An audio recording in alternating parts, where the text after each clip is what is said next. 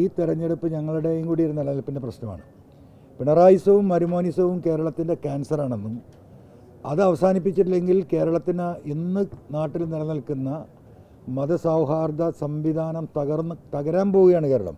ഞാൻ കേരളത്തിൽ UDF മത്സരിക്കാൻ പറഞ്ഞാൽ 140 മണ്ഡലത്തിൽ എവിടെ വേണമെങ്കിലും മത്സരിക്കും. ഇന്ന് ഇപ്പോൾ ഓൾ ഇന്ത്യ തൃണമൂൽ കോൺഗ്രസിൻ്റെ സ്റ്റേറ്റ് കമ്മിറ്റി ഞങ്ങൾ യോഗം നടന്നുകൊണ്ടിരിക്കുകയാണ്. നിങ്ങൾ വന്നതിൻ്റെ അടിസ്ഥാനത്തിൽ ഒരു ബ്രേക്ക് എടുത്തതാണ്. വരാനിരിക്കുന്ന തെരഞ്ഞെടുപ്പിൽ കേരളത്തിൽ പിണറായിസം അവസാനിപ്പിക്കാൻ UDF സംവിധാനത്തെ ഏതൊക്കെ രീതിയിൽ സഹായിക്കാൻ കഴിയും, തെരഞ്ഞെടുപ്പിൽ സജീവമായി പ്രവർത്തകരെയും നേതാക്കളെയും പങ്കെടുപ്പിക്കാനുള്ള സാഹചര്യങ്ങൾ, അതേപോലെ ബഹുമാനപ്പെട്ട പ്രതിപക്ഷ നേതാവിൻ്റെ നേതൃത്വത്തിൽ ഫെബ്രുവരി 6-ന് ആരംഭിക്കാൻ പോകുന്ന UDFൻ്റെ സംസ്ഥാന ജാഥ, ആ ജാഥയുമായി ബന്ധപ്പെട്ട പ്രചരണ പ്രവർത്തനങ്ങൾ, അതിലൊക്കെ ഒരു അസോസിയേറ്റ് മെമ്പർ എന്ന നിലക്ക് പരമാവധി പാർട്ടിക്ക് ചെയ്യാൻ പറ്റുന്ന കാര്യങ്ങളെക്കുറിച്ചുള്ള വിശദമായ ചർച്ചകളാണ് നടന്നത്. ആ ചർച്ചകൾ തുടർന്നു പോവുകയാണ്. ഞങ്ങളെ സംബന്ധിച്ച് ഒറ്റ കാര്യമേ ഈ വരാനിരിക്കുന്ന തെരഞ്ഞെടുപ്പിലുള്ളൂ. ഇവിടെ പിണറായിസം അവസാനിപ്പിച്ച് ജനങ്ങളെ ആ രാഷ്ട്രീയം കൂടുതൽ ബോധ്യപ്പെട്ട ഒരു ഘട്ടത്തിലാണ് നമ്മൾ നിൽക്കുന്നത്. പിണറായിസത്തിൻ്റെ തിക്തഫലം തന്നെയാണ് ഇന്ന് കേരളത്തിലെ കഴിഞ്ഞ ത്രിതല തെരഞ്ഞെടുപ്പിൽ UDFനുണ്ടായ ഈ വൻ വിജയം.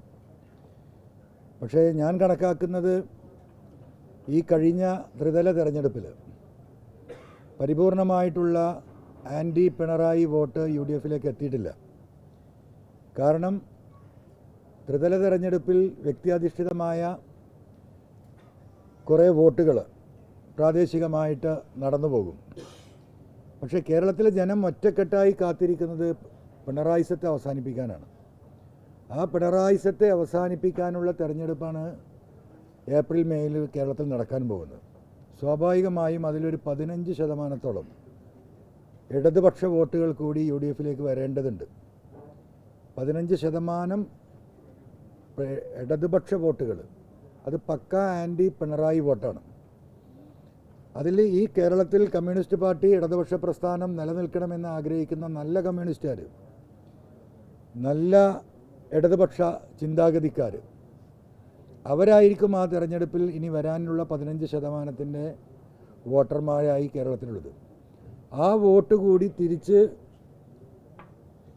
LDFനെതിരായി UDFന് അനുകൂലമായി വരുന്ന ഒരു ഘട്ടം വന്നാൽ ബഹുമാനപ്പെട്ട പ്രതിപക്ഷ നേതാവ് പറയുന്ന 100 സീറ്റിൽ അത് നിൽക്കില്ല.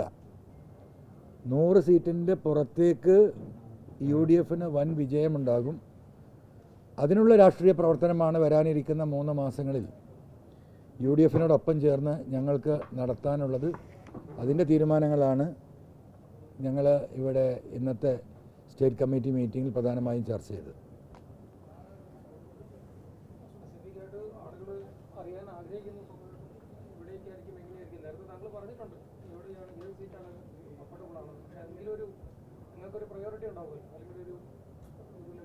അല്ല, അങ്ങനെ ഒരു പ്രയോറിറ്റിയും ഒരു ലക്ഷ്യവും ഞാൻ മാത്രം മത്സരിക്കുക, അല്ലെങ്കിൽ ഞങ്ങൾക്ക് 2-3 സീറ്റ് കിട്ടുക, മത്സരിക്കുക എന്ന ഒരു ഒരു പൊളിറ്റിക്കൽ പാർട്ടി ആകുമ്പോൾ സ്വാഭാവികമായും ഉണ്ടാവുന്നതാണ്.